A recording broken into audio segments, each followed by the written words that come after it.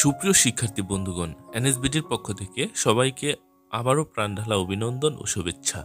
Dear learners, আজকে আমরা ভাব সম্প্রসারণ আলোচনা করব। চরিত্র মানুষের অমূল্য সম্পদ। এটি ভিন্ন নামেও আসতে পারে, যেমন চরিত্র মানব জীবনের মুকুট স্বরূপ অথবা চরিত্রহীন ব্যক্তি পশুর সমান। তো যে নামই আসুক, তোমাদের এই ভাব সম্প্রসারণটি কিন্তু অনেক ইম্পর্টেন্ট একটি ভাব সম্প্রসারণ। তো চলো বন্ধুরা, ভাব সম্প্রসারণটি শুরু করি। মূল ভাব: মানুষের সব সম্পদের মধ্যে চরিত্রই বড় সম্পদ। উত্তম চরিত্রের লোক সর্বদা সম্মান পেয়ে থাকে। পক্ষান্তরে চরিত্রহীন ব্যক্তি অজস্র ধন সম্পদের অধিকারী হলেও সকলের ঘৃণার পাত্র। সম্প্রসারিত ভাব: ইংরেজিতে একটি কথা আছে, the crown and glory of life is character.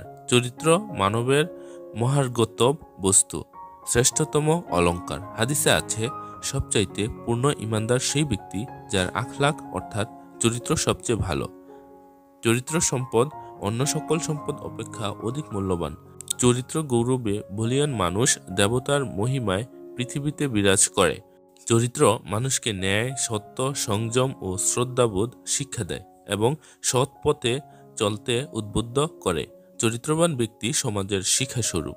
সে অর্থ সম্পদে দিন হলেও গৌরবে মহান। কথায় আছে, রাজার জোর অর্থের, আর চরিত্রবান ব্যক্তির জোর হৃদয়ের। হৃদয়িক মহিমায় উজ্জ্বল চরিত্রবান ব্যক্তি সদালাপী, বিনয়ী ও জ্ঞানের প্রতি শ্রদ্ধাশীল হন। চরিত্রবান ব্যক্তি মহাপুরুষ রূপে সমাজে সমাদৃত। পক্ষান্তরে চরিত্রহীন ব্যক্তি পশুর সদৃশ্য। সে গন্ধহীন পুষ্পের মতো, তাই কেউই তাকে সম্মান করে না। কথায় আছে, টাকার কড়ি হারালে কিছুই হারায় না, স্বাস্থ্য হারালে কিছু হারায়, কিন্তু চরিত্র হারালে সবকিছুই হারাতে হয়। সুতরাং সমৃদ্ধময় জীবনের জন্য চরিত্র প্রদান নিয়ামক হিসেবে কাজ করে। চরিত্রের মাধ্যমেই ঘোষিত হয় জীবনের গৌরব। মন্তব্য বা শেষ কথা: মানুষের প্রকৃত পরিচয় তার চরিত্রে। চরিত্র বলেই মানুষ সুন্দর ও সার্থক হয়ে ওঠে।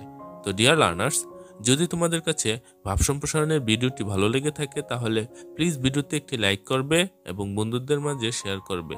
তো আজ এই পর্যন্তই। ভালো থেকো, সুস্থ থেকো। আল্লাহ হাফেজ।